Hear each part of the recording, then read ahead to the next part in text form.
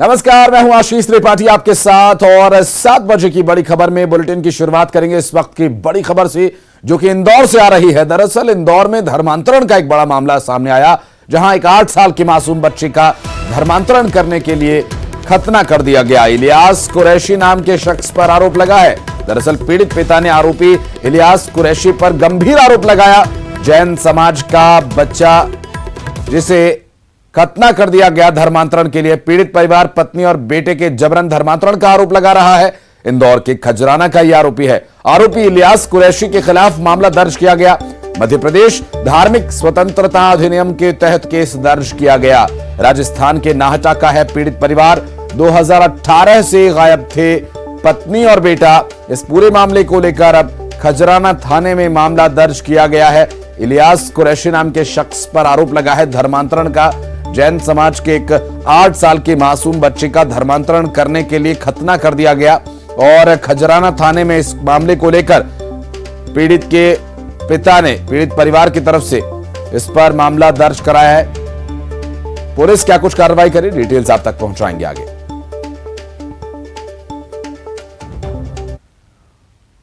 और दतिया में एक अवैध मजार को तोड़ दिया गया। दरअसल पंडोखर धाम में अवैध मजार से अतिक्रमण किया गया था।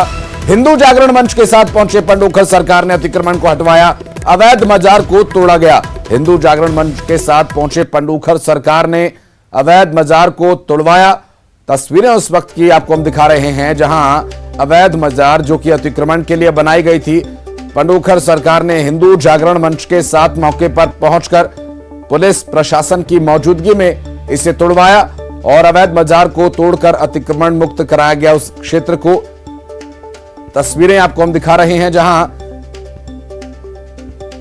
पंडोखर सरकार की मौजूदगी में, पुलिस प्रशासन की मौजूदगी में हिंदू जागरण मंच के सामने इस अवैध मजार को तोड़ा गया। अतिक्रमण कर यह अवैध मजार बनाई गई थी, ऐसे बातें कही जा रही हैं और इस पूरे मामले में पुलिस प्रशासन की मौजूदगी में इस अवैध मजार को यहां से हटाया गया। इस तरह से पता लगा कि कई अनेक लोगों ने कब्जा किए, अतिक्रमण किया। उस पर हिंदू जागरण मंच के माध्यम से अपील करते हुए माननीय हमारे ब्लॉक के श्री तहसीलदार जी, एसडीएम साहब, जिला प्रशासन और शासन के सभी को बीच में पत्राचार हुआ। नीचे से लेकर ऊपर तक पूरी जानकारी है, उस पर कार्रवाई होगी।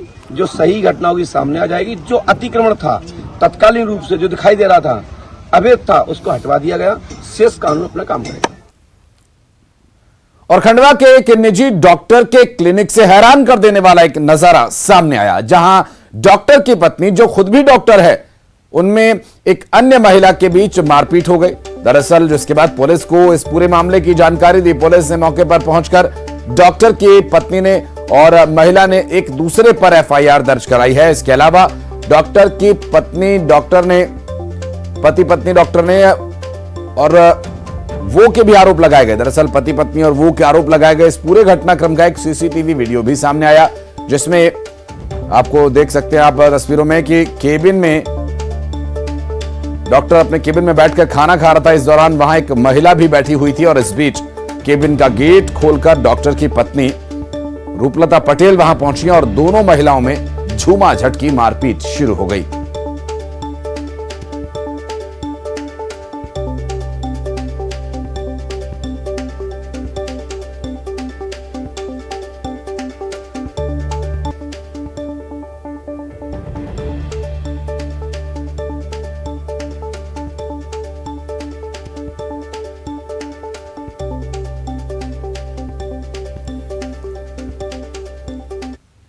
मैंने सोचा चैम्बर में खाना खाने का टाइम था उनका, तो मैंने दिलीप डॉक्टर साहब का चैम्बर खोला। सोचा दिलीप को बोलने के लिए कि मेरे को ना छोड़ के आ जा, टाइम हो रहा है ट्रेन का। तो देखा तो वो अमरीन खान करके लड़की जो है, जो मलिका पटेल के साथ में रह रही है आजकल, वो है ना वहीं चैम्बर में बैठी थी। तो मैंने एकदम देखा तो उनको पूछा कि यार ये क्या कर रही है यहाँ पर। हमेशा 3-4 बार आ चुकी सर, वो परेशान, मतलब मेरे घर छीन लिया, मेरा पति छीन लिया, तो चल जाता सर, मतलब मान लिया मैंने, पता एक्सेप्ट कर लिया हर चीज़। एक फरियादी डॉक्टर रूपलता पटेल, इन्होंने अमरीन के खिलाफ मारपीट और गाली गलौज की एक एफआईआर दर्ज कराई है। इसी के साथ ही अमरीन ने भी डॉक्टर रूपलता पटेल के विरुद्ध मारपीट, गाली गलौज, जान से मारने की धमकी का एक मामला दर्ज कराया है। और अगली खबर छतरपुर से, जहां करीब 8 लोगों ने कुरियर ऑफिस में घुसकर तोड़फोड़ की और कर्मचारियों के साथ मारपीट की। ये पूरी वारदात ऑफिस में लगे हुए सीसीटीवी कैमरे में कैद हो गई, जिसमें देखा जा सकता है करीब 8 लोग एक साथ कुरियर के ऑफिस में घुसते हैं, तोड़फोड़ शुरू कर देते हैं और जब ऑफिस के कर्मचारी इसका विरोध करते हैं तो उनके साथ मारपीट की जाती है। पुलिस ने सीसीटीवी फुटेज के आधार पर 8 आरोपियों के खिलाफ मामला दर्ज कर जांच शुरू कर दी है।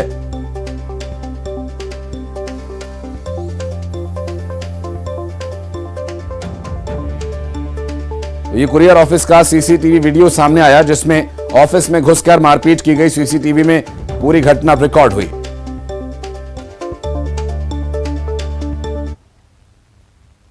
और खबर नर्मदापुरम से, जहां माखन नगर थाना के जावली में ग्रामीणों ने 3 बदमाशों को पकड़कर करीब 1 घंटे तक पीटा। ग्रामीणों ने तीनों को अर्धनग्न कर हाथ पांव बांध के फिर लाठी और डंडे से उसकी पिटाई की। दरअसल करीब 1 घंटे तक इतना पीटा कि तीनों के हाथ पैर फ्रैक्चर हो गए और तीनों को इलाज के लिए जिला अस्पताल में भर्ती कराया गया। पुलिस ने बताया कि जिन लोगों को पीटा गया उनका आपराधिक रिकॉर्ड है। इनमें से एक शख्स जिला बदर भी रह चुका है। पुलिस ने मारपीट करने वाले 6 लोगों पर मामला दर्ज कर लिया है। बताया यह जा रहा है कि तीनों ने अभद्र कमेंट किया था और ये अक्सर ग्रामीणों को परेशान किया करते थे। 3 व्यक्ति के साथ गाँव वाले द्वारा मारपीट की गई है। प्रथम दृष्टिया पाया गया है कि वो व्यक्ति का आपराधिक रिकॉर्ड है, जिनके द्वारा कुछ उद्यम किया जा रहा है। तो गाँव वालों ने कुछ 1 आरोपियों के साथ मारपीट कर दी है। प्रकरण पंजीबद्ध किया जा चुका है पूर्व में और वैधानिक कार्रवाई की। बिलासपुर में सरकंडा के चांटी डीह में डायरिया से मौत का मामला सामने आया। मोहल्ले में उल्टी और दस्त की शिकायत के बाद 40 से ज्यादा बीमार लोगों को अस्पताल में भर्ती कराया गया। स्वास्थ्य विभाग ने टीम भेजकर 52 मकानों का सर्वे करवाया और पानी के सैंपल्स की जांच की। शुरुआती जांच में दूषित पानी पी लेने की वजह से लोगों के बीमार होने की बात सामने आई है। डायरिया से 2 लोगों की अब तक मौत भी हो चुकी है। गंभीर मामला, और ऐसे में पानी के सैंपल्स की जांच के बाद कुछ तथ्य सामने आए हैं और डायरिया के लक्षण भी हम आपको ग्राफिक्स के माध्यम से दिखा रहे हैं। और इस तरह के लक्षण दिखने पर तुरंत जो हेल्थ एक्सपर्ट्स की एडवाइस रहती है, जिसमें ज्यादा से ज्यादा पेय पदार्थ इस्तेमाल करने का इंस्ट्रक्शन रहता है, आप उसे फॉलो कर सकते हैं और तुरंत डॉक्टर से संपर्क करें। किसी भी तरह से लापरवाही बरतने की इसमें गुंजाइश न छोड़ें, क्योंकि अब तक 2 लोगों की यहां मौत का मामला सामने आ चुका है और डायरिया से लगभग 40 लोग इस वक्त पीड़ित हैं, जो कि सिम्स में भर्ती कराए गए हैं। और यहां जो सबसे पहला कारण डायरिया का सामने आया, वो गंदा पानी पी लेने की वजह से बीमारी हुई सामने आया। और ऐसे में पानी पीने का साफ चुनें और उसे सुनिश्चित करने के लिए आप उसे उबाल सकते हैं, ठंडा करके पिए।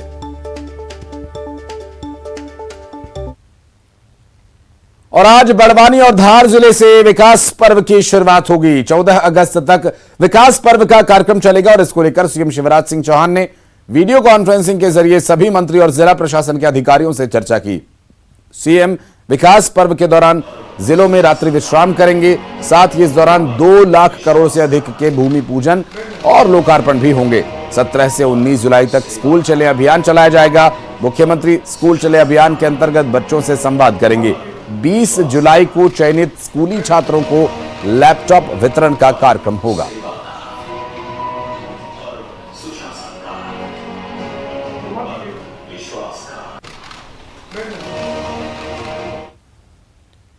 चुनावी साल है और बीजेपी में मंथन का दौर जारी है। भोपाल में बीजेपी की एक बड़ी बैठक होनी है। वहीं कल चुनाव प्रभारी भूपेंद्र यादव और सह प्रभारी अश्विनी वैष्णव ने बीजेपी के दिग्गज नेताओं के साथ रणनीति पर मंथन किया। अश्विनी वैष्णव ने बैठक के बाद बीजेपी आईटी सेल दफ्तर का जायजा लिया और इस दौरान कैलाश विजयवर्गीय, हितानंद शर्मा भी वहां मौजूद रहे। चुनाव की तैयारियों और रणनीति को लेकर कल भी बैठकों का दौर जारी रहेगा और आज भी कई महत्वपूर्ण बैठकें यहां पर होनी है। 3 दिवसीय ये मैराथन बैठकों का जो दौर है वो जारी रहेगा और यहां भारतीय जनता पार्टी आगामी चुनावों के लिए रणनीति तय कर रही है।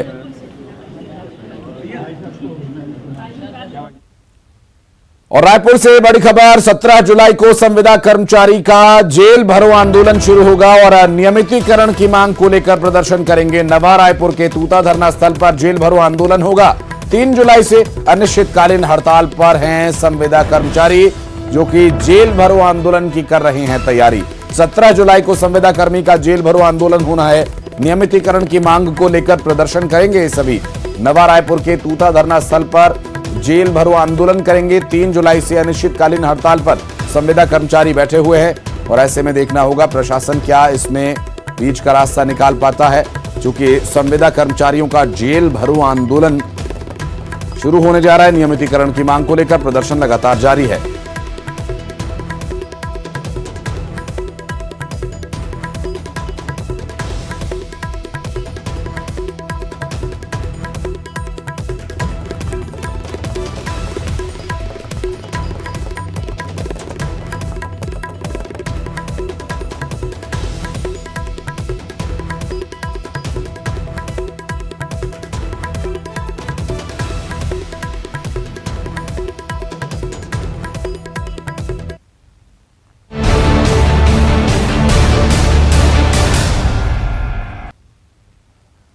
मध्य प्रदेश में आफत की बारिश का दौर जारी है। बैतूल में बच्चे जान जोखिम में डालकर स्कूल जा रहे हैं। जरा सी चूक से बच्चों की जान जा सकती है। दमोह के पथरिया में भी कुछ ऐसे ही हालात बने हुए हैं। सागौनी गांव में बच्चे इसी तरह जान हथेली पर लेकर नदी पार करने को मजबूर हैं, या शायद उनकी मजबूरी बना दी गई है। ये सिवनी के लखनवाड़ा में सगारपुर गांव में भी बाढ़ग्रस्त पुलिया को पार करती छात्राएं बह गईं। तो ये मामला सामने आने के बाद भी प्रदेश में कई और जगह पर इसी तरह के रिस्क लिए जा रहे हैं। एक छात्रा को तो बचा लिया गया था यहां पर, लेकिन दूसरी लापता है, जिसकी तलाश अभी जारी है। और इधर सागर के शाहगढ़ में तेज नदी के बहाव में एक शख्स बह गया, जिसकी तलाश की जा रही है। बात अगर बुरहानपुर जिले की करें तो माता नदी गांव के पास से ग्रामीणों को तो दलदल बन चुके रास्तों से ही होकर जाना पड़ रहा है। आप तस्वीरों में भी देख सकते हैं कि स्कूल जाने के लिए बच्चों को किन रास्तों से होकर गुजरना पड़ रहा है।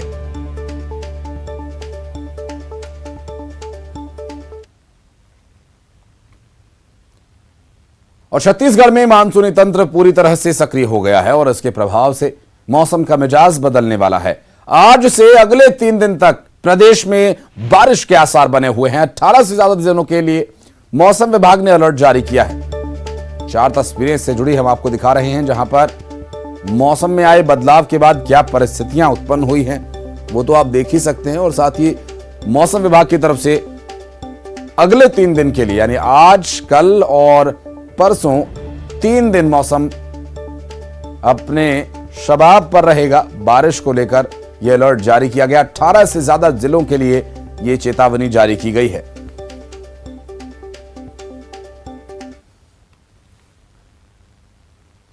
और अगली बड़ी खबर रायपुर से, जहां छत्तीसगढ़ में मौसम का मिजाज बदल चुका है पूरी तरह से। मौसम विभाग ने ऑरेंज अलर्ट जारी किया। प्रदेश के कुछ हिस्सों में बारिश की संभावना है। आने वाले कुछ दिनों तक प्रदेश में कई हिस्सों में जोरदार बारिश होगी, जिसमें बालोद, बलौदाबाजार, बेमेतरा, बिलासपुर, धमतरी, दुर्ग, गरियाबंद, जांजगीर चांपा, कबीरधाम, कांकेर, कोंडागांव, महासमुंद, मुंगेली, नारायणपुर और रायगढ़, रायपुर, राजनांदगांव में गरज चमक के साथ बारिश की संभावना है। ये वो 17 जिले हैं जहां पर मौसम विभाग ने अलर्ट जारी किया। इन 17 जिलों में तेज बारिश होने की संभावना जताई गई है और छत्तीसगढ़ में बदल चुके मौसम के मिजाज को लेकर ऑरेंज अलर्ट जारी किया गया मौसम विभाग की तरफ से।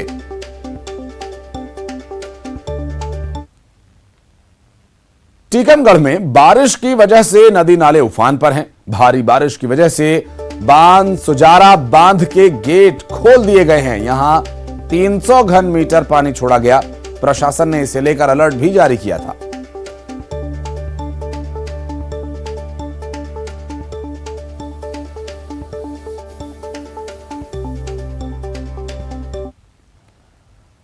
और उधर उमरिया में मठार डैम के 4 गेट्स खोल दिए गए। दरअसल जाहिला नदी का जलस्तर बढ़ने के बाद डैम के गेट खोले गए और दूसरी बार ये गेट खोला गया। डैम से पानी निकालने का खूबसूरत नजारा देखने को मिला।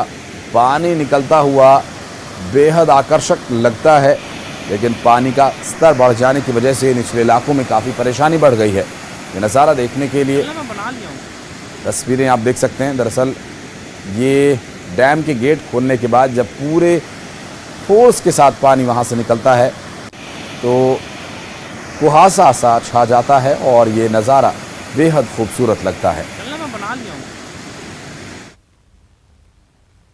और कोरबा से बड़ी खबर आपको बता दें, वाटरफॉल में फंसे युवक युवतियों का रेस्क्यू किया गया। रेस्क्यू टीम ने चारों को सुरक्षित बाहर निकाल लिया। बता दें कि गोविंद झुंझ वाटरफॉल में फंसे 2 युवक युवतियां और पुलिस और एसडीआरएफ की टीम ने सफल रेस्क्यू किया। अचानक जल स्तर बढ़ जाने से ये चारों यहां फंस गए थे। वाटरफॉल के बीच में फंसे 2 युवक और युवतियां, जहां 2 युवक और 2 युवतियों को रेस्क्यू कर बाहर निकाल लिया गया है।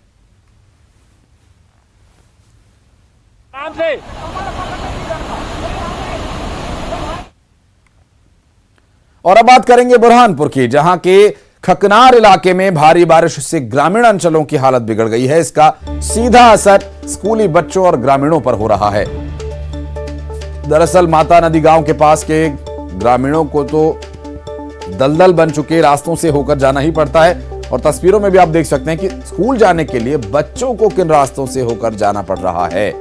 हालत यह है कि हादसे का भी डर, अभिभावक और अपने बच्चों को स्कूल अकेला नहीं भेज रहे हादसे के डर से, बल्कि कामकाज छोड़कर नाला पार कराकर स्कूल पहुंचाते हैं। स्कूल के शिक्षक और ग्रामीणों को ये कहना है कि पंचायत यदि पक्का रास्ता बना दे तो बात कुछ बन जाए।